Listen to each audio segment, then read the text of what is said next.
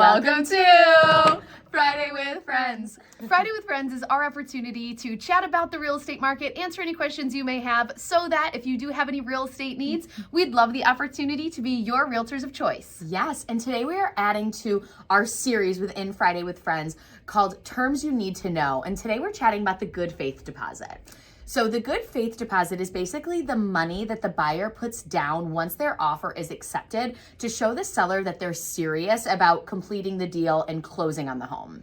And so here are some specifics about it. Typically, that amount of money is due within 2 calendar days of accepted offers. So it's nothing that you have to put in and submit with the offer, but within the few days, you need to make sure you have access to that money. Yep, absolutely. And it's typically held at the listing agent's office within their escrow account, which is held generally at a local bank. But it can be held anywhere. And so that's something that is discussed and confirmed within the contract.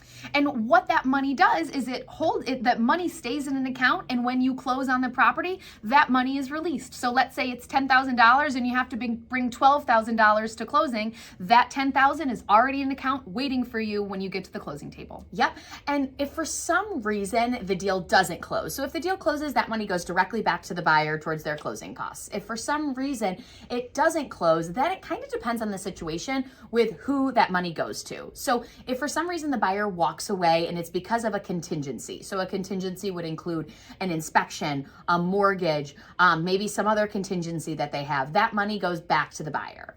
But in situations where you're just closing, something changes and you don't have something protecting you and you're just walking away from the deal, the seller has a right to that money.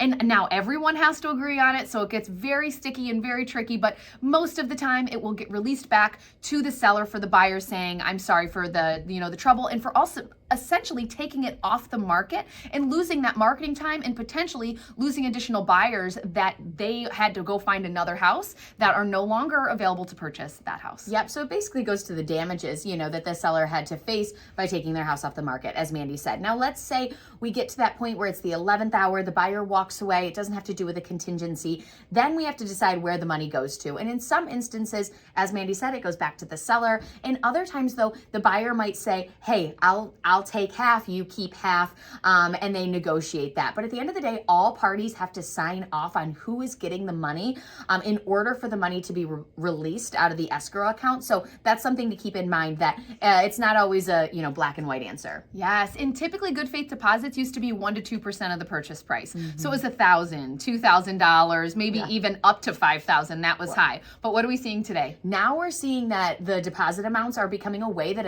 a buyer can show, hey seller, I'm putting my best foot forward. I've got cash and I'm going to give you a big deposit to show you that. So sometimes they're $5,000, $10,000, even higher. We've seen deposits in the $50,000 to $100,000 range. We've even seen deposits that it's the entire purchase price of the house. So let's say the house is worth $350,000 and they do a $350,000 deposit. Yeah. And that shows they're serious. And now here's the situation. Sometimes it's you have to be aggressive. Right. But then there's a lot of times where you can find pockets where we don't have to be aggressive. So we don't want you to get scared off by it, but we just want to tell you this is what's happening if you are looking in an aggressive market pocket of these neighborhoods that we have.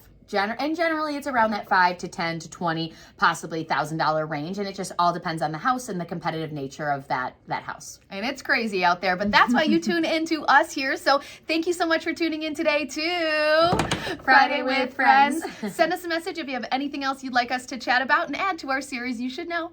Thanks for tuning in. Bye. Bye.